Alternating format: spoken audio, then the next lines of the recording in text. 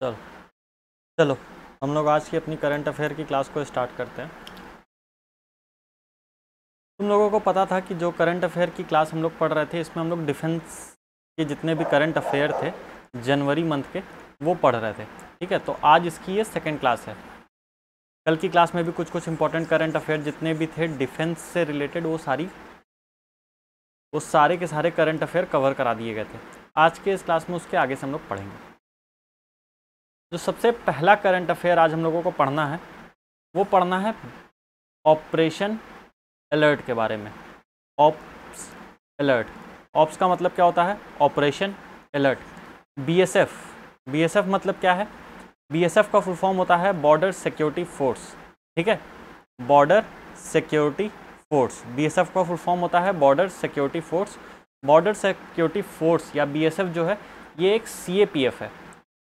ठीक है, central armed police force, यानी जो सेंट्रल गवर्नमेंट है, सेंट्रल गवर्नमेंट अपनी एक आर्म्ड पुलिस फोर्स रखती है। ठीक है, इस सीएपीएफ में और भी बहुत सारी फोर्सेज आती हैं, जैसे सीआईएसएफ आती हैं, ठीक है, सीआरपीएफ आती है, एसएसबी आती है। ठीक है, तो इस सीएपीएफ में central armed police force government की आर्म्ड पुलिस फोर्स होती है, एक फोर्स होती है, आर्मी की तरह ही ये काम करती है। बेसिकली जो सीएपीएफ का काम होता है वो आर्मी, कुछ काम इसका आर्मी जैसा होता है और कुछ काम इसका पुलिस जैसा होता है।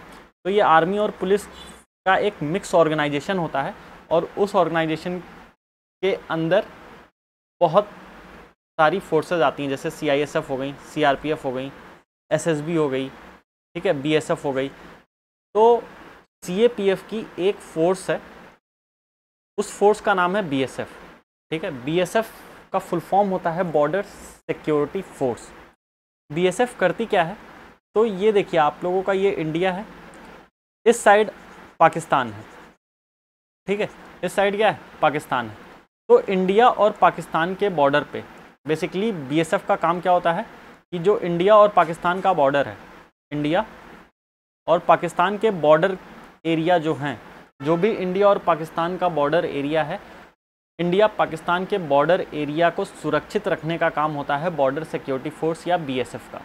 और बीएसएफ एक सेंट्रल आर्म्ड पुलिस फोर्स है। ठीक है, तो ये जो बीएसएफ है, बॉर्डर सिक्योरिटी फोर्स, बीएसएफ एक ऑपरेशन कर रही है। ठीक है, बीएसएफ क्या कर रही है? बीएसएफ एक ऑपरेशन स्टार्ट की है, और उस ऑपरेशन का नाम है ऑपरेशन अलर्ट। उस ऑपरेशन का नाम है ऑपरेशन अलर्ट। ये ऑपरेशन अलर्ट क्या है, किस लिए ये बीएसएफ ने शुरू किया है, इसको हम लोग समझते हैं। देखिए, हम सभी लोगों को मालूम है कि 26 जनवरी आ रहा है, मतलब 26 जनवरी था। ठीक है, 26 जनवरी था, हम लोग रिपब्लिक डे सेलिब्रेट कर रहे थे। 26 जनवरी को इंडिया अपना रिपब्लिक डे मनाता है। 26 जनवरी को पाकिस्तान के साइड से कोई टेररिस्ट अटैक ना हो जाए या कुछ ऐसी हरकतें ना हो जाएं जिससे हमारे इंडिया में कोई डिस्टरबेंस पैदा हो रिपब्लिक डे के दिन, यानी 26 जनवरी के दिन सब कुछ एकदम अच्छे से रहे, सारी देश की सिक्योरिटी एकदम अच्छे से रहे, पाकिस्तान कुछ उटपटांग हरकतें ना करे या कोई टेररिस्ट ग्रुप इंडिया में अटैक ना करे 26 जनवरी के दिन या उसके आसपास। इसी वजह से बीएसएफ जो है, बॉर्डर सिक्योरिटी फोर्स जो है, ये एक ऑपरेशन चलाती है, ऑपरेशन अलर्ट, जिसका मकसद बस इतना रहता है कि 26 जनवरी वाले दिन, ठीक है, उस दिन जो भी ऐसे बॉर्डर पोस्ट हैं या कोई भी ऐसा बॉर्डर एरिया है इंडिया और पाकिस्तान के बीच का, जहाँ पे घुसपैठ हो सकती है, कहीं अटैक हो सकता है, उस एरिया को प्रोटेक्ट करे। ठीक है, तो जो बीएसएफ है, ये गुजरात के रन ऑफ कच्छ वाले एरिया में, रन ऑफ कच्छ का जो एरिया है गुजरात का, वहाँ पे, और राजस्थान के बर्मर वाले एरिया में। आप लोगों को एक चीज़ तो ये मालूम होगा कि इंडिया और पाकिस्तान का जो बॉर्डर है वो गुजरात में भी मिलता है, ठीक है, राजस्थान में भी मिलता है। तो गुजरात और राजस्थान से बहुत ज़्यादा घुसपैठ वगैरह होते हैं, बहुत ज़्यादा टेररिस्ट इधर से आते हैं, है ना, या कोई भी सिक्योरिटी के पर्पस से इंडिया के बॉर्डर को नुकसान न हो गुजरात और राजस्थान वाले एरिया से, और हम सभी लोग आराम से 26 जनवरी अपना रिपब्लिक डे अच्छे से मना पाएँ। इस वजह से बीएसएफ ने एक ऑपरेशन स्टार्ट किया था, ऑप्स अलर्ट। ठीक है, तो एग्ज़ाम में जो क्वेश्चन आपसे पूछा जाएगा वो ये पूछा जाएगा कि वो कौन सी फोर्स है जिसने ऑप्स अलर्ट स्टार्ट किया था, जिसने ऑप्स अलर्ट ऑपरेशन अलर्ट किया था। ठीक है, तो आपका आंसर क्या होगा? BSF, border security force. ठीक है, बीएसएफ जो है बॉर्डर सिक्योरिटी फोर्स, इसने ऑप्स अलर्ट ऑपरेशन चलाया था। किस लिए? ताकि जब हम लोग 26 जनवरी अपना रिपब्लिक डे सेलिब्रेट करें उस टाइम कहीं पे कोई भी दिक्कत ना हो, कहीं से कोई भी अटैक ना हो, कुछ भी ना हो, हम लोग एकदम शांति के साथ एकदम अच्छे से अपना 26 जनवरी मना पाएँ।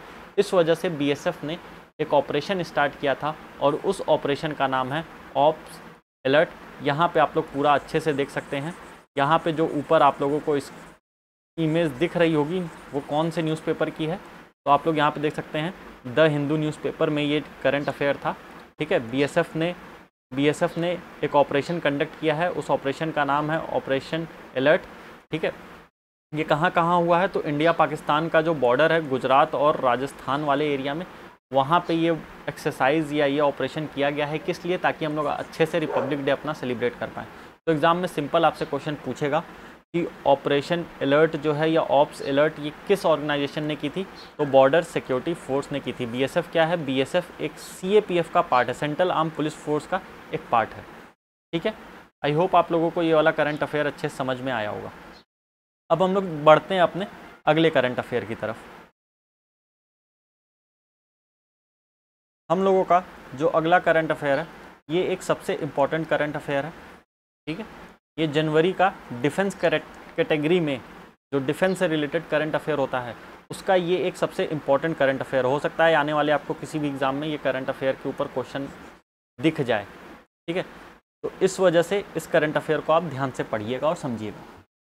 ये करंट अफेयर क्या कह रहा है कि ये एक आपको टैंक जैसा दिख रहा होगा, यहाँ पे ये एक टैंक जैसा है और इसके आगे यहाँ पे देखेंगे तो ये तोप जैसा लगा हुआ है, गन जैसा लगा हुआ है। ठीक है, और यहाँ से ये फायर होता है, ऐसे ये फायर होता है, यहाँ से फिर मिसाइल वगैरह या फिर जो शेल वगैरह होती है जो इसमें अंदर बारूद या जो भी गोले वगैरह लगते हैं वो जाते हैं।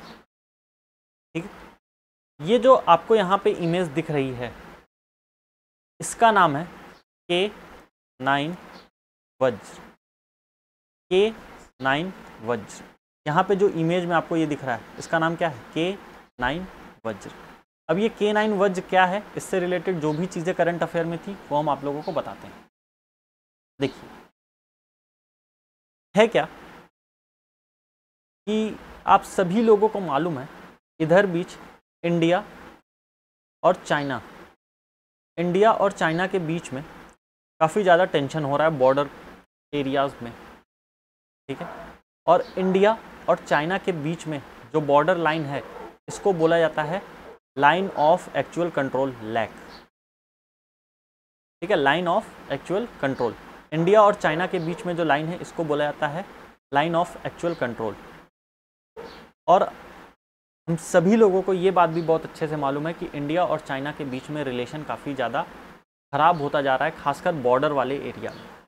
अक्सर आप लोग ये चीज़ न्यूज़ में देखते होंगे या फिर सुनने में आपको आता होगा कि इंडिया और चाइना के जो सोल्जर्स हैं वो आपस में लड़े हैं लाइन ऑफ एक्चुअल कंट्रोल के पास। इसी चीज़ को ध्यान में रखते हुए इंडिया और चाइना के बीच में जो बॉर्डर एरिया पे टेंशन बढ़ती जा रही है, इसी चीज़ को ध्यान में रखते हुए इंडियन आर्मी ने क्या किया है, हमारे देश की इंडियन आर्मी जो है, हमारे देश की आर्मी जो है उसने क्या किया है, उसने K9 वज्र को यानी ये जो आपको यहाँ पे दिख रहा है इसको जो है लाइन ऑफ एक्चुअल कंट्रोल के पास लगा दिया है, डिप्लॉय कर दिया है। तो यहाँ पे लाइन क्या करिए, the Indian army has deployed the first K9 Vajra. ठीक है, K9 वज्र जो है उसको इंडियन आर्मी ने डिप्लॉयड कर दिया है। किस जगह पे किया है? तो लद्दाख वाले रीजन में किया है। ठीक है, दो बातें आप लोगों को अभी तक ध्यान में रखनी है। इंडिया और चाइना के पास जो बॉर्डर एरिया है जो डिवाइड कर रहा है उसको लाइन ऑफ एक्चुअल कंट्रोल बोला जाता है। ठीक है, लाइन ऑफ एक्चुअल कंट्रोल बोला जाता है। इंडिया और चाइना के बीच में रिलेशन अच्छे नहीं है बॉर्डर एरिया पे, जिसको ध्यान में रखते हुए इंडियन आर्मी ने K9 वज्र को लद्दाख वाले रीजन में इंडिया का जो लद्दाख वाला रीजन है जहां से लाइन ऑफ एक्चुअल कंट्रोल जाती है और चाइना के साथ ये line of actual control share की जाती है, इस लाइन ऑफ एक्चुअल कंट्रोल के पास लद्दाख वाले रीजन में इंडियन आर्मी ने K9 वज्र को डिप्लॉय किया है। ठीक है, अब ध्यान से समझिएगा, ये जो K9 वज्र है ये 50 टन इसका वेट है। ये 50 किलोमीटर दूर तक के एनिमी को टारगेट करके मार सकता है। ठीक है, ये इतनी बात ध्यान में रखिए। उसके बाद जो अगली बात आपको ध्यान में रखनी है वो क्या है कि ये जो K9 वज्र है इसको L&T, एक गुजरात में L&T कंपनी है, उसने इसको बनाया है। ठीक है, यहाँ पे भी आप लोग नाम देख सकते होंगे, यहाँ पे भी लिखा है L&T। तो L&T एक कंपनी है जो कि गुजरात में है, उसने इसको बनाया है। और ये जो टेक्नोलॉजी हम लोग लेके आए हैं ये हम लोगों ने कहाँ से ली है, तो साउथ कोरिया से ली हुई है। ठीक है, कहाँ से ली हुई है, साउथ कोरिया से ली हुई है।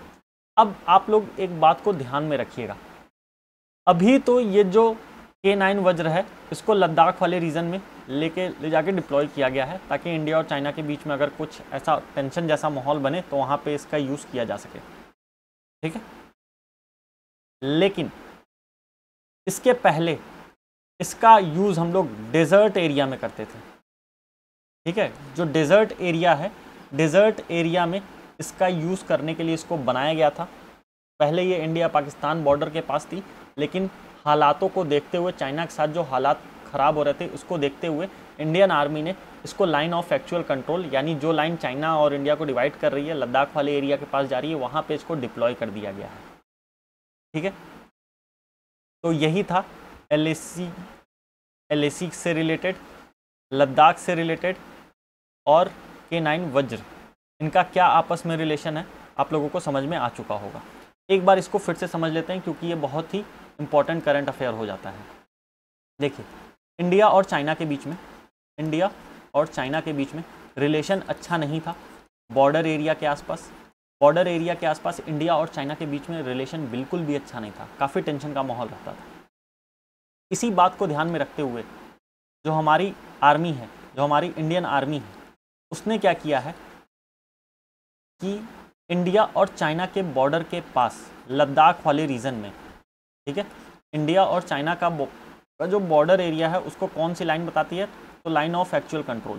ठीक है, जो लाइन ऑफ एक्चुअल कंट्रोल है लद्दाख के पास से जा रही है, उस लद्दाख वाले रीजन में इंडियन आर्मी ने K9 वज्र जो है इसको डिप्लॉय कर दिया गया है। K9 वज्र क्या है, K9 वज्र एक टैंक जैसा है। यहाँ पे आप लोगों को इमेज दिखा चुके हैं, ये देखिए, ये टैंक जैसा है, ठीक है। और ये जहाँ पे खड़ा है वहाँ से 50 किलोमीटर दूर तक की डिस्टेंस पे अगर कोई टारगेट है तो उसको भी मार के गिरा सकता है। इसको किस कंपनी ने बनाया है, तो L&T कंपनी, ये गुजरात में कंपनी है, L&T कंपनी ने इसको बनाया है। ये कहाँ से हम लोगों ने लिया है, टेक्नोलॉजी को कहाँ से लेके आए हम लोग आए हैं, तो साउथ कोरिया से आए हैं। ठीक है, साउथ कोरिया से लेके आए हम लोग। साउथ कोरिया में ये जो टेक्नोलॉजी थी जिसको हम लोगों ने इंडिया में K9 वज्र के नाम से दिया हुआ है, सेम यही चीज़ साउथ कोरिया में K9 थंडर के नाम से जानी जाती है। साउथ कोरिया में किस नाम से जानी जाती है, K9 थंडर के नाम से जानी जाती है। ठीक है, तो यही था पूरा करंट अफेयर K9 वज्र से रिलेटेड। आई होप आप लोगों को ये वाला भी समझ में आया होगा। अब हम लोग चलते हैं अपने अगले करंट अफेयर की तरफ। हम लोगों का जो अगला करंट अफेयर है वो कौन सा है, देखते हैं। अच्छा, देखिए, सबसे पहली चीज़,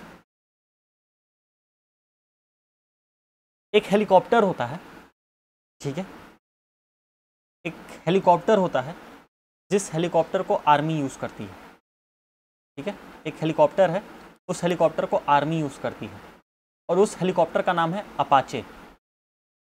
अपाचे आपकी बाइक भी एक होती है, ठीक है, अपाचे एक बाइक भी है जो टीवीएस कंपनी बनाती है, लेकिन हम उस बाइक की बात नहीं कर रहे हैं, हम लोग किसकी बात कर रहे हैं, हम लोग हेलीकॉप्टर की बात कर रहे हैं, ठीक है, हम लोग किसकी बात कर रहे हैं, हम लोग हेलीकॉप्टर की बात कर रहे हैं। अब ये क्या है अपाचे, अपाचे हेलीकॉप्टर कैसी हेलीकॉप्टर है, इसका क्या यूज़ है, ये किस लिए करंट अफेयर में है, ये सारी चीज़ें हम लोग पढ़ते हैं और डिस्कस करते हैं।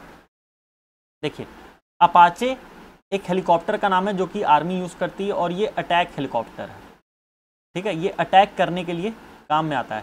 ये कैसा हेलीकॉप्टर है, ये एक अटैक हेलीकॉप्टर है। जैसे अगर आपने उरी मूवी देखी होगी या मूवीज़ वगैरह में देखे होंगे, तो हेलीकॉप्टर जाती है जिसमें गन वन लगी रहती है और वो फायर करती जाती है ना, तो ऐसी जो हेलीकॉप्टर होती है इसको अटैक हेलीकॉप्टर बोलते हैं। तो इंडिया में आर्मी हमारी जो देश की आर्मी है, ये एक हेलीकॉप्टर यूज़ करती है, उस हेलीकॉप्टर का नाम है अपाचे हेलीकॉप्टर, जो कि एक अटैक हेलीकॉप्टर है। अब ये करंट अफेयर में क्यों थी, इसको ध्यान से समझिएगा और इसमें क्या चीज़ें हैं ऐसा जिसको हम लोगों को समझना है। देखिए, आप लोगों को एक चीज़ ये मालूम है कि हमारे यहाँ इंडिया में एक कंपनी है जिसका नाम है टाटा, ठीक है, इंडिया में एक कंपनी है जिसका नाम है टाटा, और एक कंपनी है अमेरिका की, एक कंपनी है अमेरिका की, अमेरिका की कंपनी का नाम है बोइंग, अमेरिका की कंपनी का नाम है बोइंग। तो टाटा और बोइंग, इंडिया की company Tata, India company Tata और अमेरिका की कंपनी बोइंग, ये दोनों ने मिलके एक जॉइंट वेंचर स्टार्ट किया था, ठीक है, ये दोनों कंपनी ने मिलके एक जॉइंट वेंचर स्टार्ट किया था। टाटा और बोइंग, अमेरिका की कंपनी बोइंग और इंडिया कंपनी टाटा, ये दोनों कंपनी ने मिलके एक जॉइंट वेंचर स्टार्ट किया था। ये लोग साथ में कुछ बना रहे थे, ठीक है, ये लोग साथ में कुछ मैन्युफैक्चर कर रहे थे, दो कंपनी साथ में कुछ मैन्युफैक्चर कर रही थी, कुछ बना रही थी। कौन कौन सी कंपनी है, टाटा है इंडिया की कंपनी और बोइंग है अमेरिका की कंपनी। अब अगर ये दो कंपनी एक साथ मिलकर कुछ बना रही होंगी तो ये लोग चाहती होंगी कि दोनों कंपनी का नाम एक साथ लिया जाए। ऐसा ना हो कि सिर्फ टाटा अपने कंपनी का बोले कि नहीं सिर्फ हमने बनाया है और अमेरिका की जो बोइंग कंपनी है वो बोले सिर्फ हमने बनाया है। तो ये दोनों कंपनी मिलके एक जॉइंट वेंचर शुरू कर रही है, इसमें ये लोग अपाचे हेलीकॉप्टर को मैन्युफैक्चर करेंगे, अपाचे जो अटैक हेलीकॉप्टर है इसको बनाएंगे। तो ये जो जॉइंट वेंचर ये दोनों कंपनी ने मिलके स्टार्ट किया है, इन्होंने इस जॉइंट वेंचर का नाम रखा है Tata Boeing Aerospace, Tata Boeing Aerospace, इसको शॉर्ट फॉर्म में बोला गया है TBAL, TBAL, Tata Boeing Aerospace Limited, Tata Boeing Aerospace Limited. तो टाटा, इंडिया की एक कंपनी टाटा और अमेरिका की एक कंपनी बोइंग, ये दोनों मिलके साथ में अपाचे अटैक हेलीकॉप्टर बना रहे हैं आर्मी के लिए, अपाचे अटैक हेलीकॉप्टर बना रहे हैं आर्मी के लिए। कौन सी कंपनी है, टीबैल, टाटा बोइंग एरोस्पेस लिमिटेड, ठीक है, ये दोनों साथ में मिलके अपाचे अटैक हेलीकॉप्टर जो होता है उसको बना रहे हैं। और ये दोनों ने, यानी टीबैल ने, ये दोनों कंपनियों ने टोटल 190 अपाचे हेलीकॉप्टर जो है इसको बना के, इसको पूरे तरीके से बना के और आर्मी के हाथ में दे भी दिया, आर्मी के हाथ में दे भी दिया। तो एग्ज़ाम में आपसे क्वेश्चन पूछा जाएगा, एग्ज़ाम में जो आपसे क्वेश्चन पूछा जाएगा वो क्या पूछा जाएगा कि अभी जो अपाचे हेलीकॉप्टर है उसको किस कंपनी ने बनाया, तो टीबैल कंपनी ने बनाया। इस टीबैल कंपनी में कौन कौन आते हैं, तो एक टाटा आता है, एक टाटा कंपनी है और एक बोइंग कंपनी है इंडिया की। इसके बाद दूसरी चीज़, ये कहाँ पे जॉइंट वेंचर चल रहा था, तो ये हैदराबाद में बन रहा था। ये हैदराबाद में अपाचे हेलीकॉप्टर वगैरह बन रहा था टाटा और बोइंग कंपनी के साथ में। इसके साथ साथ अगर बात करें इस हेलीकॉप्टर की, अपाचे हेलीकॉप्टर की, तो इस हेलीकॉप्टर का 90% जो भी सामान है, इस हेलीकॉप्टर का 90% जो भी सामान है वो सब कुछ इंडिया में ही बना है। ठीक है, वो सब कुछ इंडिया में ही बना है। तो सर 10% अमेरिकन कंपनी जो बोइंग है वो अरेंज करके दी है सामानों को। ठीक है, जहाँ पे इंडियंस को दिक्कत आ रही थी वहाँ पे बोइंग कंपनी हेल्प कर रही थी इंडियंस को, या सामान या चीज़ों को लाने में, मैन्युफैक्चर करने में हेल्प करा रही थी। 90% जो चीज़ें हैं इस हेलीकॉप्टर की, या जो भी सामान चाहिए इस हेलीकॉप्टर को बनाने में, मैन्युफैक्चर करने में, या जो भी चीज़ें ज़रूरत थी इस हेलीकॉप्टर को बनाने की, उसकी 90% चीज़ें इंडिया में ही हुई है और 10% चीज़ें जो हैं बाकी बाहर से आई हुई हैं। तो ये भी कहा जा रहा है इसको कि ये जो टाटा कंपनी है ये मेक इन इंडिया प्रोजेक्ट को, मेक इन इंडिया जो प्रोजेक्ट चल रहा था, जो मेक इन इंडिया का विज़न था, उसको भी ये बहुत ज़्यादा सपोर्ट कर रही है और इसमें भी ये काफ़ी ज़्यादा अच्छा कर रही है। इसके साथ साथ ये जो कंपनी है टाटा की, जो कंपनी है टाटा की, टाटा कंपनी को इसी चीज़ के वजह से 2022 में supplier of the year award भी मिला है। Supplier of the year award भी 2022 में टाटा को मिला था। ठीक है, तो ये पूरा करंट अफेयर है आपका अपाचे हेलीकॉप्टर से रिलेटेड। आई होप आप लोगों को ये भी समझ में आ गया होगा। अब चलते हैं अपने अगले करंट अफेयर के तरफ। अगला करंट अफेयर क्या है, तो यहाँ आप लोग सामने देखिए, ये करंट अफेयर को क्या है, किस चीज़ से रिलेटेड है, इसको भी एकदम डिटेल में अभी हम समझाने जा रहे हैं। ध्यान से समझिएगा इसको। देखिए ये करंट अफेयर क्या कह रहा है, इसको अच्छे से पढ़ते हैं हम लोग। एक सेकेंड, इसको अच्छे से पढ़ते हैं हम लोग। कह रहा है कि कोलकाता की एक पब्लिक सेक्टर कंपनी है, कोलकाता की एक पब्लिक सेक्टर कंपनी है। ठीक है, इस कंपनी का नाम क्या है, garden reach ship builder and engineers limited. Company का नाम क्या है, GRSC, garden reach ship builders engineers limited, GSRE। ये कंपनी जो है GSRE, इसने एक MOU साइन किया है, मेमोरेंडम ऑफ अंडरस्टैंडिंग। MOU क्या होता है, मेमोरेंडम ऑफ अंडरस्टैंडिंग क्या होता है, ये हम आपको इकोनॉमिक्स की क्लास में पूरा एकदम अच्छे से समझा दिए थे डिटेल में। तो मेमोरेंडम ऑफ अंडरस्टैंडिंग जो है GRSC ने साइन किया है किस कंपनी के साथ, तो रोल्स रॉयल्स कंपनी के साथ।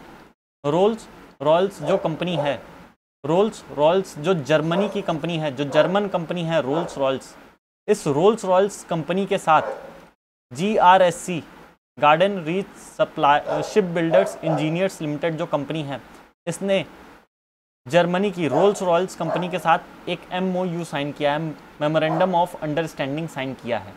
किस लिए, ताकि इंडिया के अंदर ही कोलकाता में, इंडिया के अंदर ही कोलकाता में ये दोनों कंपनी मिलके GRSC और रोल्स रॉयल्स और GRSC, ये दोनों कंपनी मिलके इंडिया में ही कोलकाता के अंदर क्या करेंगी, डीजल इंजन बनाएंगी। क्या करेंगी, डीजल इंजन बनाएंगी। और ये डीजल इंजन का कहाँ यूज़ होगा, तो हमारी जो नेवी होती है, हमारी जो नेवी है, हमारे देश की जो नेवी है, उसमें जो शिप हैं, जो उनकी बोट हैं, जो उनकी स्टीमर हैं, उन सभी के अंदर ये इंजन लगेगा।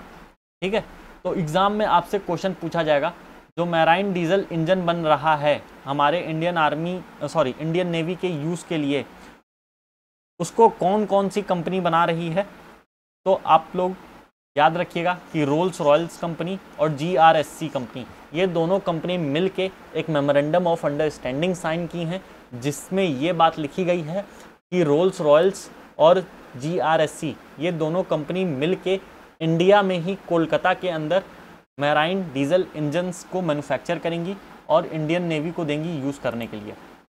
ठीक है, तो आपका डिफेंस से रिलेटेड जितना भी करंट अफेयर था वो सारा करंट अफेयर कवर हो चुका है। अब अगला जो हम लोग करंट अफेयर पढ़ेंगे वो रहेगा इन्वायरमेंट से रिलेटेड। अगली जो करंट अफेयर की क्लास होगी उसमें हम लोग इन्वायरमेंट सेक्शन पढ़ेंगे। जनवरी में जो जनवरी मंथ था, जनवरी के महीने में इन्वायरमेंट से रिलेटेड करंट अफेयर ज़्यादा नहीं था, 4-5 ही करंट अफेयर थे इन्वायरमेंट से रिलेटेड। तो उस 4-5 करंट अफेयर को हम लोग कल की क्लास में पढ़ के ख़त्म कर देंगे। तो इन्वायरमेंट से रिलेटेड जो भी करंट अफेयर होगा वो भी आपका कल की क्लास में कंप्लीट हो जाएगा। मिलते हैं आप लोगों से कल की क्लास में, तब तक के लिए tata bye bye, good night, शुभ रात्रि, सबा खैर, जय हिंद।